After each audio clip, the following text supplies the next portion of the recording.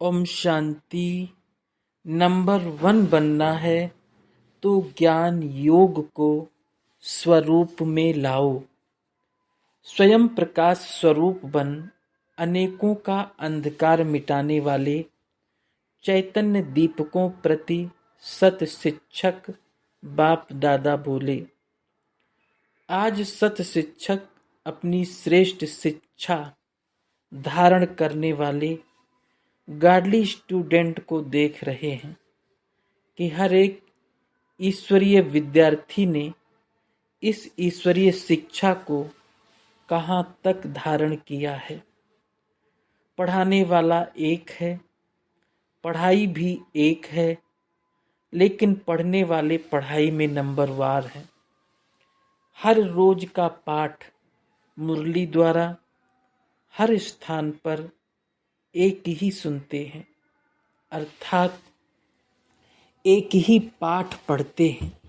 मुरली अर्थात पाठ हर स्थान पर एक ही होता है। डेट का फर्क हो सकता है, लेकिन मुरली वही होती है। फिर भी नंबरवार क्यों? नंबर किस लिए होते हैं? क्योंकि इस ईश्वरीय पढ़ाई पढ़ने की विधि सिर्फ सुनना नहीं है, लेकिन हर महावाक्य स्वरूप में लाना है। तो सुनना सबका एक जैसा है, लेकिन स्वरूप बनने में नंबरवार हो जाते हैं। लक्ष्य सभी का एक ही रहता कि मैं नंबर 1 बनूं। ऐसा लक्ष्य है ना?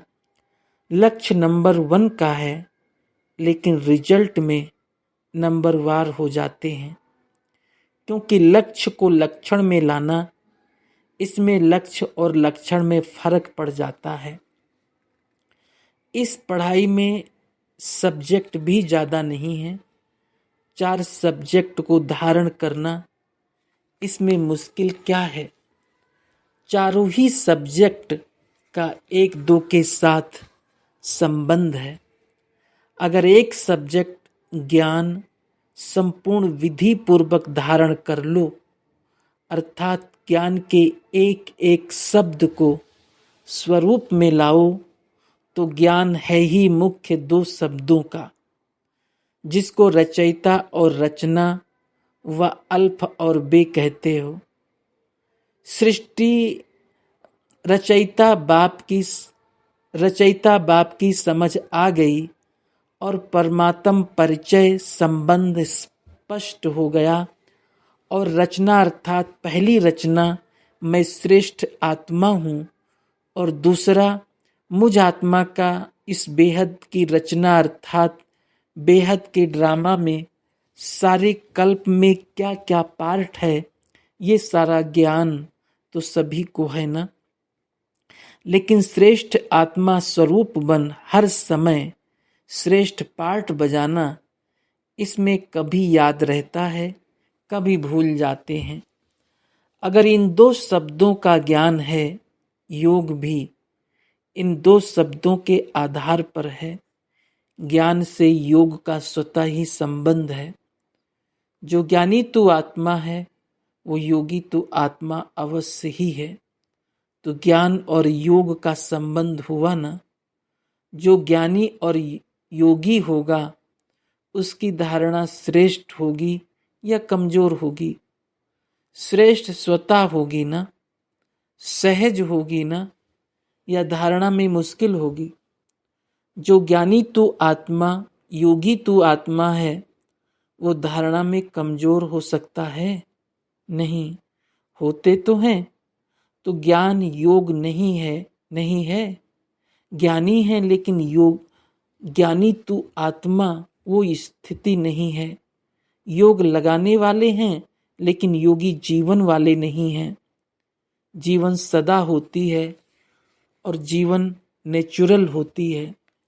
योगी अर्थात ओरिजिनल नेचर योगी की है। 63 जन्मों के विस्मृति के संस्कार व कमजोरी के संस्कार ब्राह्मण जीवन में कहाँ कहाँ मूल नेचर बन पुरुषार्थ में विघ्न डालते हैं। कितना भी स्वयं व दूसरा अटेंशन खिंचवाता है कि ये परिवर्तन करो, वह स्वयं भी समझते हैं कि ये परिवर्तन होना चाहिए, लेकिन जानते हुए भी, चाहते हुए भी क्या कहते हो? चाहते तो नहीं हैं, लेकिन मेरी नेचर है, मेरा स्वभाव है। तो नेचर नेचुरल हो गई है ना। किसके बोल में व व्यवहार में ज्ञान संपन्न व्यवहार व योगी जीवन प्रमाण व्यवहार व बोल नहीं होते तो वो क्या कहते हैं? यही बोल बोलेंगे कि मेरा नेचुरल बोल ही ऐसा है, बोलने का टोन ही ऐसा है। वह कहेंगे मेरी चाल चलन ही ऑफिशियल व गंभीर है। नाम अच्छे बोलते हैं, जोश नहीं है, लेकिन ऑफिशियल है। तो चाहते भी समझते भी नेचुरल कार्य करती रहती है, उसमें मेहनत नहीं करनी पड़ती। ऐसे जो ज्ञानी जीवन व योगी जीवन में रहते हैं तो ज्ञान और योग संपन्न हर कर्म नेचुरल होते हैं, अर्थात ज्ञान और योग यही उनकी नेचर बन जाती है। और नेचर बनने के कारण श्रेष्ठ कर्म, युक्ति युक्त कर्म नेचुरल होते रहते हैं। तो समझा, नेचर नेचुरल बना देती है। तो ज्ञान और योग मूल नेचर बन जाए, इसको कहा जाता है ज्ञानी जीवन, योगी जीवन वाला। ज्ञानी सभी हो, योगी सभी हो, लेकिन अंतर क्या है? एक है ज्ञान सुनने सुनाने वाले, यथाशक्ति जीवन में लाने वाले। दूसरे हैं ज्ञान और योग को हर समय अपने जीवन की नेचर बनाने वाले। विद्यार्थी सभी हो, लेकिन ये अंतर होने के कारण नंबरवार बन जाते हैं। जिसकी नेचर ही ज्ञानी योगी की होगी, उसकी धारणा भी नेचुरल होगी। नेचुरल स्वभाव संस्कार ही धारणा स्वरूप होंगे। बार बार पुरुषार्थ नहीं करना पड़ेगा कि इस गुण को धारण करूं, उस गुण को धारण करूं, लेकिन पहले पहले फाउंडेशन के समय ही ज्ञान योग और धारणा स्वरूप अपनी जीवन बना दी। इसलिए तीनों सब्जेक्ट ऐसी आत्मा की स्वतः और स्वाभाविक अनुभूतियां बन जाती है। इसलिए ऐसी आत्माओं को सहज योगी, सहज ज्ञानी, सहज धारणा मूर्त कहा जाता है। तीनों सब्जेक्ट का कनेक्शन है। जिसके पास इतनी अनुभूतियों का खजाना संपन्न होगा, ऐसी संपन्न मूर्तियां स्वतः ही मास्टर दाता बन जाती हैं। दाता अर्थात सेवाधारी। दाता देने के बिना रह नहीं सकता। दातापन के संस्कार से स्वतः ही सेवा का सब्जेक्ट प्रैक्टिकल में सहज हो जाता है। तो चारों का ही संबंध हुआ ना। कोई कहे कि मेरे में ज्ञान तो अच्छा है, लेकिन धारणा में कमी है, तो उसको ज्ञानी कहा जाएगा? ज्ञान तो दूसरों को भी देते हो ना, है तब तो देते हो। एक है समझना, दूसरा है स्वरूप में लाना। समझने में सभी होशियार हैं, समझाने में भी सभी होशियार हैं, लेकिन नंबर 1 बनना है तो ज्ञान और योग को स्वरूप में लाओ। फिर नंबरवार नहीं, लेकिन नंबर 1 होंगे। तो सुनाया कि आज सत शिक्षक अपने चारों ओर के ईश्वरीय विद्यार्थियों को देख रहे थे, तो क्या देखा? सभी नंबर 1 दिखाई दिए व नंबरवार दिखाई दिए। क्या रिजल्ट होगी? यह समझते हो कि नंबर 1 तो एक ही होगा, हम तो नंबरवार में ही आएंगे।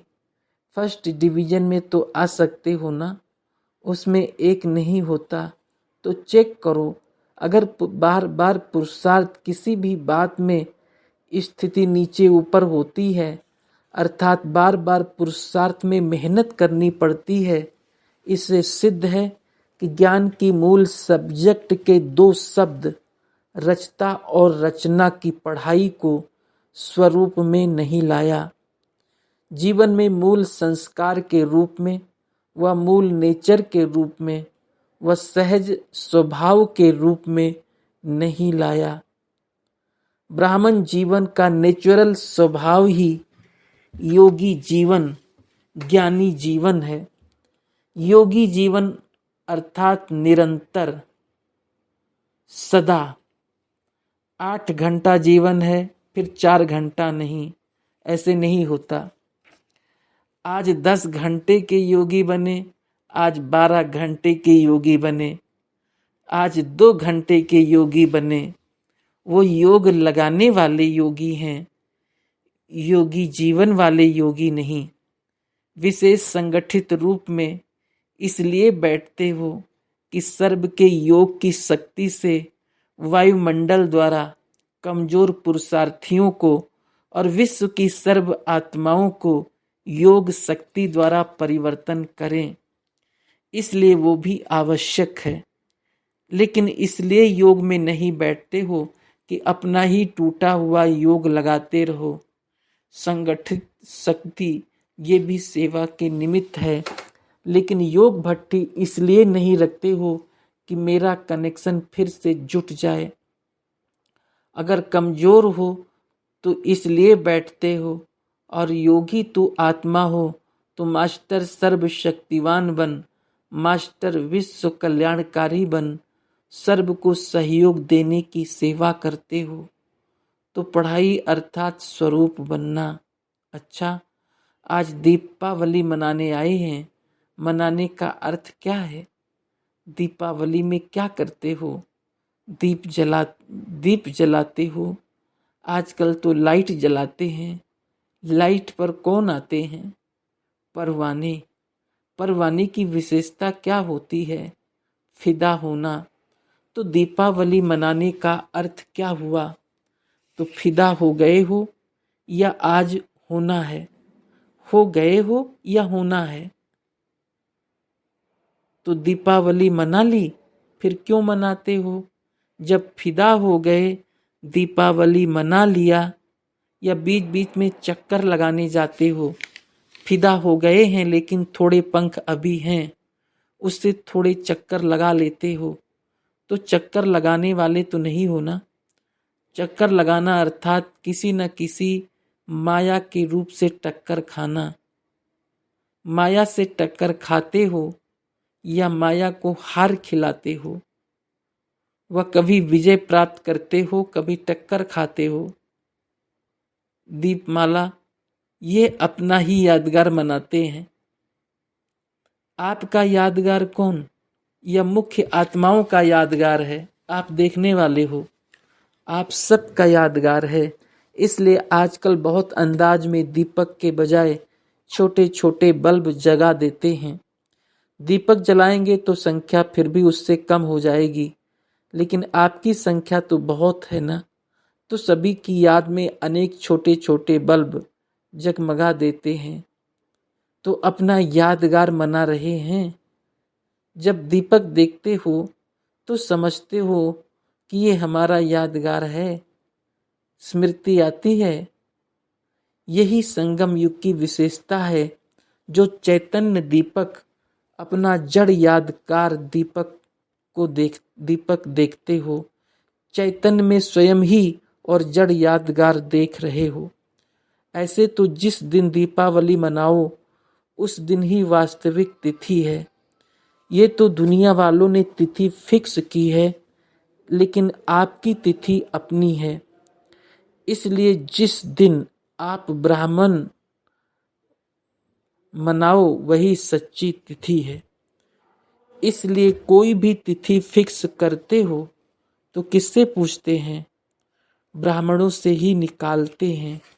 तो आज बाप दादा सभी देश विदेश के सदा जगे हुए दीपकों को दीपमाला की मुबारक दे रहे हैं, बधाई दे रहे हैं। दीपावली मुबारक अर्थात माला माल संपन्न बनने की मुबारक।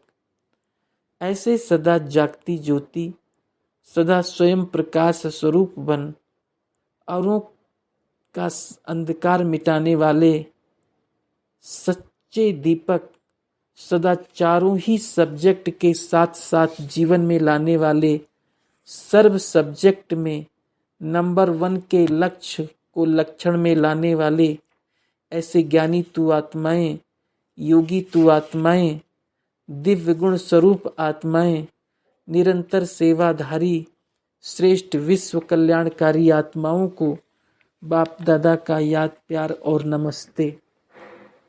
अव्यक्त बाप दादा की पर्सनल मुलाकात। Group number 1। खुश नसीब आत्मा के चेहरे और चलन से सदा खुशी की झलक दिखाई देगी। सदा अपने को सदा खुश नसीब आत्माएं समझते हो। खुश नसीब आत्माओं की निशानी क्या होगी? उनके चेहरे और चलन से सदा खुशी की झलक दिखाई देगी। चाहे कोई भी स्थूल कार्य कर रहे हो, साधारण काम कर रहे हो, लेकिन हर कर्म करते खुशी की झलक दिखाई पड़े। इसको कहते हैं निरंतर खुशी में मन नाचता रहे। ऐसे सदा रहते हो या कभी बहुत खुश रहते, कभी कम? खुशी का खजाना अपना खजाना हो गया तो अपना खजाना सदा साथ रहेगा ना, या कभी कभी रहेगा? बाप के खजाने को अपना खजाना बनाया है या भूल जाता है अपना खजाना? अपनी स्थूल चीज तो याद रहती है ना। वो खजाना आँखों से दिखाई देता है, लेकिन ये खजाना आँखों से नहीं दिखाई देता, दिल से अनुभव करते हो। तो अनुभव वाली बात कभी भूलती है क्या? तो सदा ये स्मृति में रखो, हम खुशी के खजाने के मालिक हैं। जितना खजाना याद रहेगा उतना नशा रहेगा। तो ये रूहानी नशा औरों को भी अनुभव कराएगा कि इनके पास कुछ है। माताओं को सारा समय क्या याद रहता है? सिर्फ बाप याद रहता है या और कुछ भी याद रहता है? वर्षे की तो खुशी दिखाई देगी ना। जब ब्राह्मण जीवन के लिए संसार ही एक बाप है, तो संसार के सिवाय और क्या याद आएगा?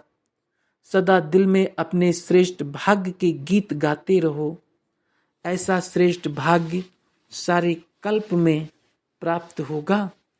जो सारे कल्प में अभी प्राप्त होता है, तो अभी की खुशी, अभी का नशा सबसे श्रेष्ठ है। तो माताओं को और कोई संबंधी याद आते हैं? कोई संबंध में नीचे ऊपर हो तो मोह जाता है। मोह सारा खत्म हो गया। जो कहते हैं कुछ भी हो जाए मेरे को मोह नहीं आएगा, वो हाथ उठाएं। अच्छा, मोह का पेपर भले आवे, पांडव तो नष्टो मोहा है ना। व्यवहार में कुछ ऊपर नीचे हो जाए फिर नष्टो मोहा है। अभी भी बीच बीच में माया पेपर तो लेती है ना, तो उसमें पास होते हो? या जब माया आती है तब थोड़ा ढीले हो जाते हो?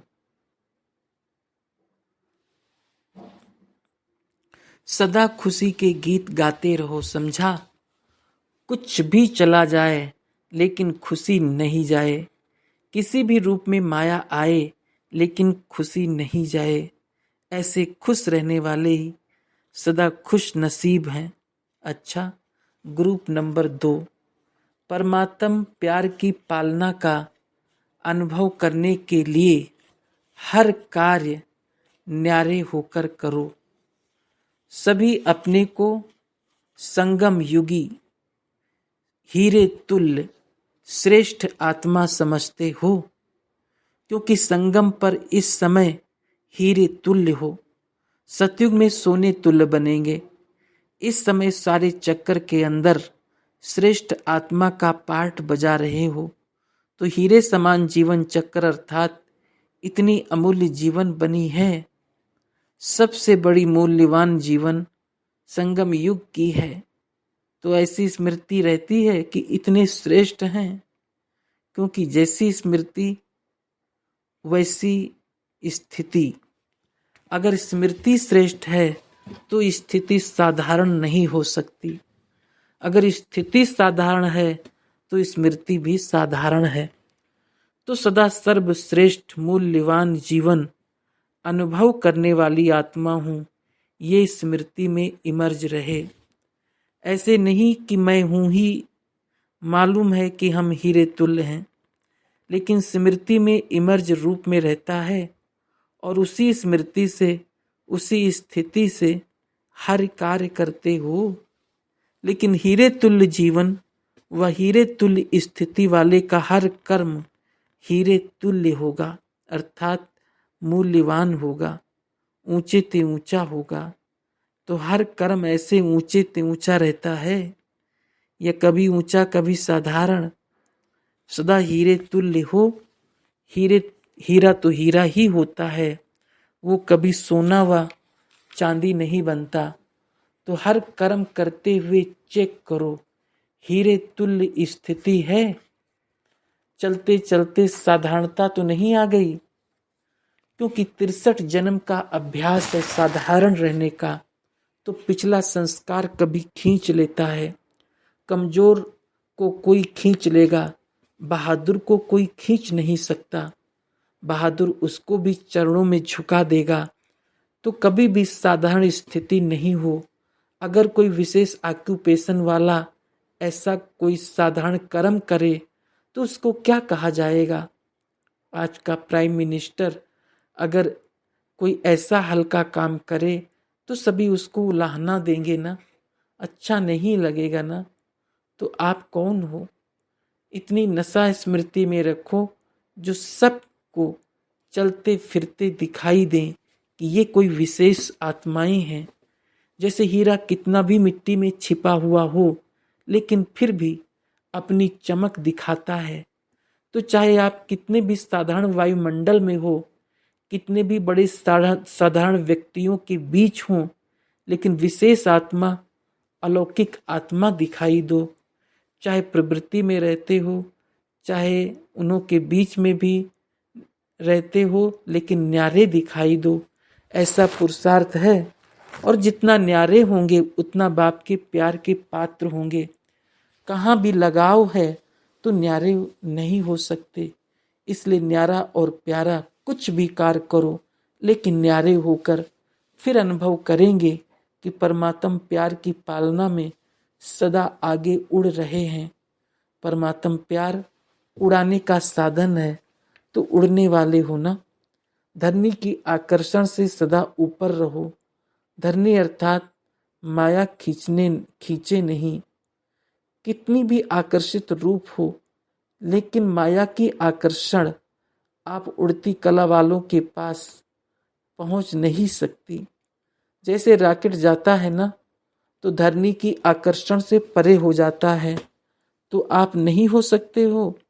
इसकी विधि है न्यारा बनना। बाप और मैं बस बाप के साथ उड़ते रहें, आकर्षित होकर नीचे नहीं आओ। सेवा अर्थ आते भी हैं तो माया की आकर्षण में नहीं आ सकते, माया प्रूफ बन करके आएंगे। बाप न्यारा है इसलिए प्यारा है। तो फॉलो फादर, सदा न्यारे, सदा बाप के प्यारे। समझा? अच्छा। ग्रुप नंबर 3, स्वप्न का आधार है साकार जीवन। सभी साकार रूप में समीप आने का, बैठने का पुरुषार्थ करते हो। इसके लिए भाग दौड़ करते हो ना, तो समीप रहना अच्छा लगता है ना। लेकिन ये हुआ थोड़े समय के लिए समीप रहना। जो सदा समीप रहे तो वो कितना बढ़िया हुआ। बाप के सदा समीप कौन रह सकता है? समीप रहने वालों की विशेषता क्या होगी? समान होंगे। जो समान होता है वो समीप होता है। तो जैसे ये थोड़े समय की समीपता प्रिय लगती है, तो समीप रहने वाले कितना प्रिय होंगे। तो सदा समीप रहते हो या सिर्फ थोड़े समय के लिए समीप हो? समीप रहने के लिए भक्ति मार्ग में भी सत्संग का बहुत महत्व है। संग रहो अर्थात समीप रहो। वो तो सिर्फ सुनने वाले होते हैं और आप संग में रहने वाले हो। ऐसे हो, कभी मुख मोड़ तो नहीं लेते हो। माया आकर ऐसे मुख कर लेवे तो सीता के माफिक माया को पहचान नहीं सको। ऐसे धोखा तो नहीं खाते हो। धोखा खाने वाले चंद्रवंशी बन जाते हैं। तो अच्छी तरह से माया को पहचानने वाले होना।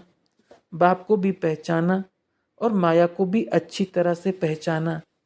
अभी वो नया रूप धारण करके आए तो भी पहचान लेंगे ना।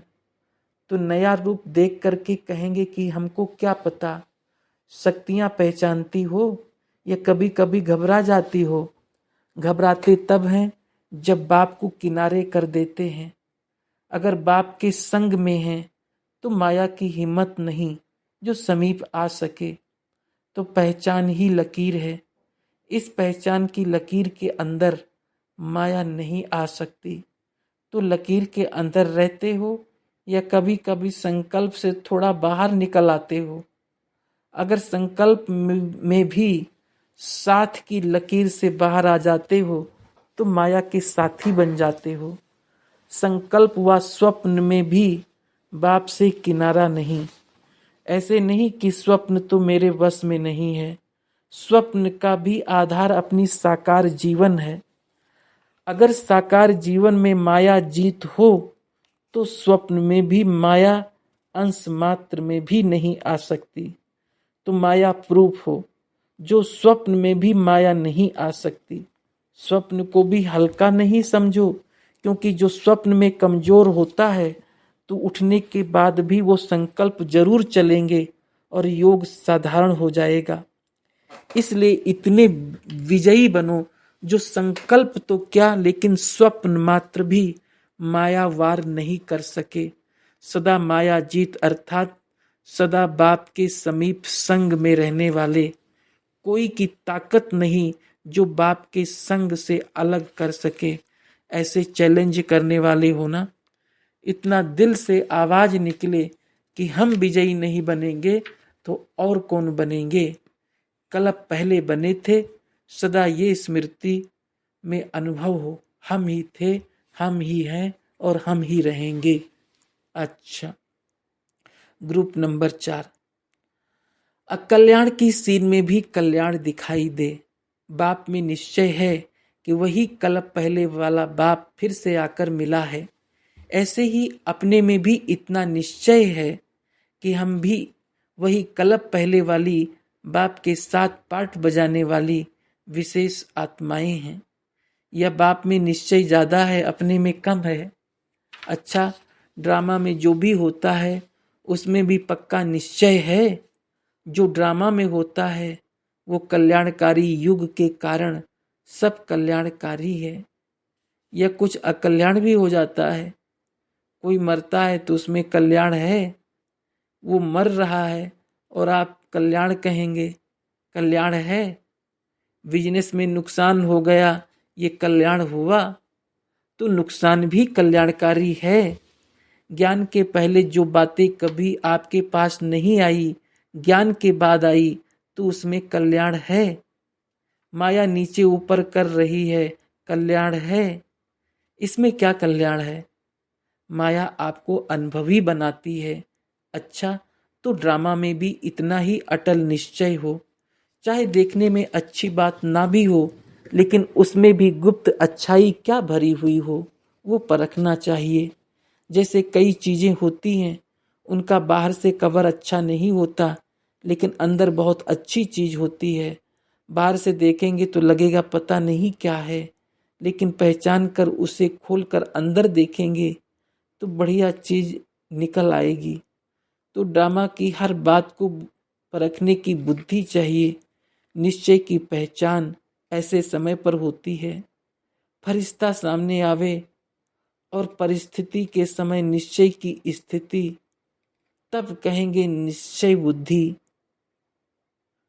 तो तीनों में पक्का निश्चय चाहिए, बाप में, अपने आप में, ड्रामा में। दर्द में तड़प रहे हो और कहेंगे वाह ड्रामा वाह, उस समय चिल्लाएंगे या वाह वाह करेंगे, हाय बाबा बचाओ, ये नहीं कहेंगे। जब निश्चय है तो निश्चय का अर्थ ही है संशय का नाम निशान ना हो। कुछ भी हो जाए लेकिन अटल अचल निश्चय बुद्धि कोई भी परिस्थिति हलचल में ला नहीं सकती, क्योंकि हलचल में आना अर्थात कमजोर होना। कोई भी चीज ज्यादा हलचल में आ जाए, हिलती रहे तो टूटेगी ना। तो संकल्प में भी हलचल नहीं, ऐसी अटल अचल आत्माएं अटल राज्य के अधिकारी बनती हैं। सतयुग त्रेता में अटल राज्य, और उस समय कोई टाल नहीं सकता। कोई और राजा लड़ाई करके छीन ले, ये हो ही नहीं सकता। इसलिए ये अविनाशी अटल राज्य गाया हुआ है।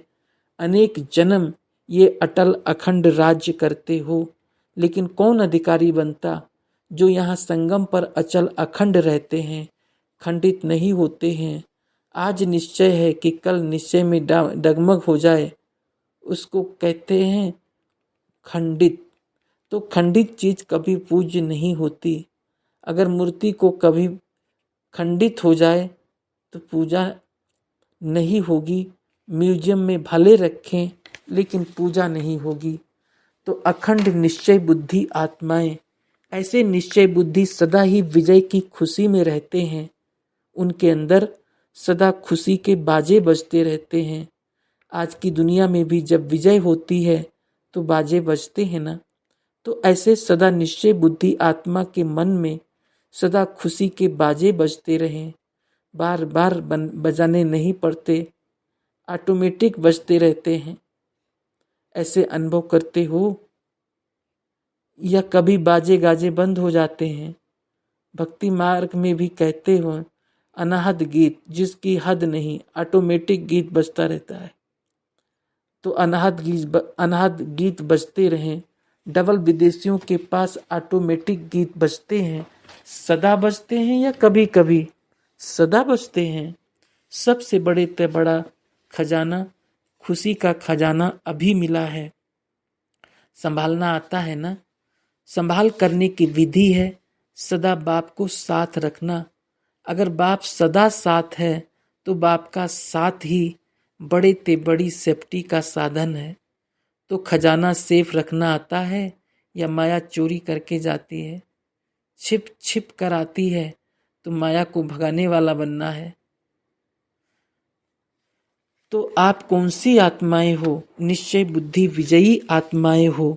सदा विजय का तिलक मस्तक पर लगा हुआ है, जिस तिलक को कोई मिटा नहीं सकता। अविनाशी तिलक है ना।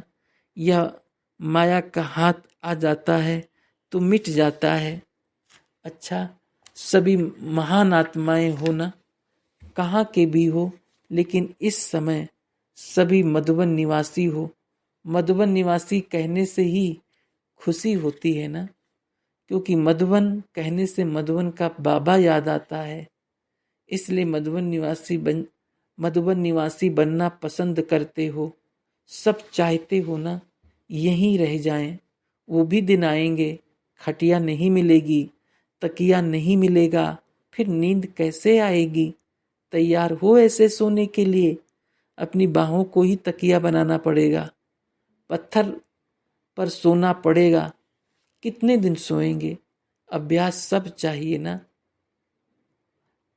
अगर साधन मिलता है तो भले सो, लेकिन नहीं मिले तो नींद नहीं आवे, ऐसा अभ्यास नहीं हो।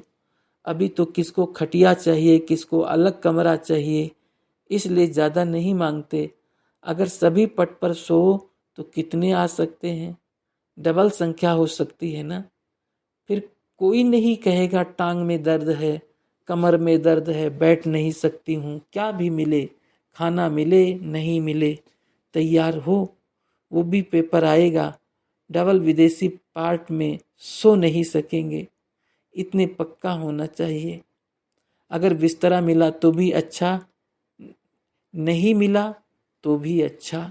हाय हाय नहीं करेंगे। सहन करने में माताएं होशियार होती हैं। पांडव भी होशियार हैं। जब इतना साथ होगा, संगठन की खुशी सब कुछ भुला देती है। तो निश्चय है ब्राह्मण जीवन अर्थात मौज ही मौज, उठें तो भी मौज, सोएं तो भी मौज। अच्छा, ग्रुप नंबर 5। अपनी श्रेष्ठ शान में रहो तो परेशानियां समाप्त हो जाएंगी। सभी अपनी स्थूल सीट पर सेट हो गए। सेट होने में खुशी होती है ना। अब सेट होना अच्छा नहीं लगता और सेट होना अच्छा लगता है। अपसेट होने से परेशानी होती है और सेट होने से खुशी होती है, आराम मिलता है। सदा खुशी में रहते हो या थोड़ा थोड़ा परेशान होते हो। अपनी शान को भूलना अर्थात परेशान होना। तो संगम युग पर सबसे बड़े ते बड़ी आप ब्राह्मणों की शान कौन सी है? ईश्वरीय शान है ना। सर्वश्रेष्ठ आत्माएं हैं तो सर्वश्रेष्ठ बनने का शान है। तो याद रहता है कि हम ऊंचे ते ऊंचे भगवान के बच्चे, ऊंचे ते ऊंचे हैं। जब ये शान याद रहता है तो कभी भी परेशान नहीं होंगे। चाहे कोई कितना भी परेशान करे लेकिन आप नहीं होंगे, क्योंकि आपका शान सबसे ऊंचा है। तो कभी व्यवहार में, कभी वातावरण के कारण परेशान होते हो। परेशान 63 जन्म रहे। भटकना माना परेशान होना, भक्ति में भटकते रहे ना। तो आधा कल्प परेशान रहने का अनुभव कर लिया, अभी तो शान में रहेंगे ना। देवताई शान से भी ऊंचा ये ब्राह्मण शान है। देवताई ताज और तख्त से ऊंचा तख्त अभी है। तो तख्त पर बैठना आता है या खिसक जाते हो? सभा को तख्त और तिलक मिला है, ताज भी मिला है। सेवा का ताज मिला है तो ताज माथे में रुकता है या उतर जाता है? तो तख्त नसीन आत्माएं कभी परेशान नहीं हो सकती।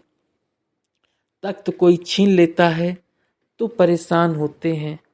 तो सदा अपनी प्राप्तियों को स्मृति में रखो। सदा अपनी बुद्धि में सर्व प्राप्तियों की लिस्ट रखो। कॉपी नहीं, बुद्धि में रखो।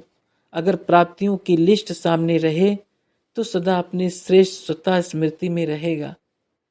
एक भी प्राप्ति को सामने रखो तो कितनी श्रेष्ठ, कितनी शक्ति आती है। और सर्व प्राप्तियां स्मृति में रहे तो मास्टर सर्वशक्तिवान स्थिति सहज हो जाएगी। जब प्राप्तियों की लिस्ट सदा बुद्धि में होगी तो स्वतः ही मन से, दिल से गीत गाएंगे, पाना था सो पा लिया। दुनिया वाले पाने के लिए भटक रहे हैं और आप कहेंगे पा लिया, ठिकाना मिल गया। भटकना बुद्धि से समाप्त हो गया। अभी मन व्यर्थ संकल्पों में भटकता है। जब भी मन या बुद्धि भटकती है तो ये गीत गाओ, पाना था सो पा लिया। बाप मिला, सब कुछ मिला, इसी नशे में रहो। ये नहीं देखो कि हम दिल्ली के हैं या हम बनारस के हैं। सेवा स्थान पर रह रहे हो ना। सेवा स्थान समझने से न्यारे प्यारे रहेंगे। घर समझने से मेरा मेरा आएगा। और सेवा स्थान है तो ट्रस्टी रहेंगे। गृहस्थी अर्थात मेरापन और ट्रस्टी अर्थात तेरा। सेवा स्थान समझने से सदा सेवा याद रहेगी। सेवाधारी सदा न्यारे रहेंगे। सब कुछ बाप हवाले कर दिया, इसलिए सब तेरा। जब संकल्प कर दिया कि मैं बाबा का और बाबा मेरा, तो जो संकल्प है वही साकार स्वरूप में लाना है। सिर्फ संकल्प नहीं, लेकिन जो साकार स्वरूप में हर कर्म में मेरा बाबा मान करके चलना। मेरा बाबा है बीज, बीज में सारा वृक्ष समाया हुआ है। अच्छा, ओम शांति।